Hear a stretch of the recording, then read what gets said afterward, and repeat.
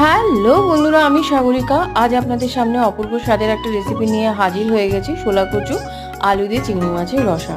দেখুন, চিংড়ি মাছ লবণ হলুদ মাখিয়ে সুন্দর করে ভেজে নিচ্ছি, বেশ হালকা করে ভেজে নেবেন। এবার ওই তেলের মধ্যে ফোড়নে দিয়ে দিয়েছি শুকনো লঙ্কা আর সাদা জিরে ঢেলে নিয়েছি। এবার গ্রেট করে রাখা পেঁয়াজটা দিয়ে ভালো করে কষিয়ে নিয়েছি।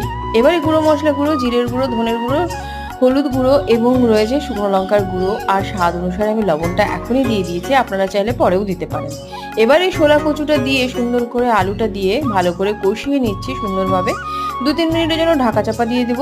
ঢাকা চাপাটা উঠিয়ে নিয়ে কাঁচা লঙ্কাগুলো ভেঙেই সঙ্গে সঙ্গে জলটা দিয়ে দেবো। আবারও ঢাকা চাপা দিব 2-4 মিনিটের জন্য। হাই ফ্লেমে একদম টকবক করে ফুটিয়ে নেবেন। আলু আর শোলা কচু সেদ্ধ হয়ে গেছে, শেষের দিকে চিংড়ি মাছটা অ্যাড করে দেবেন।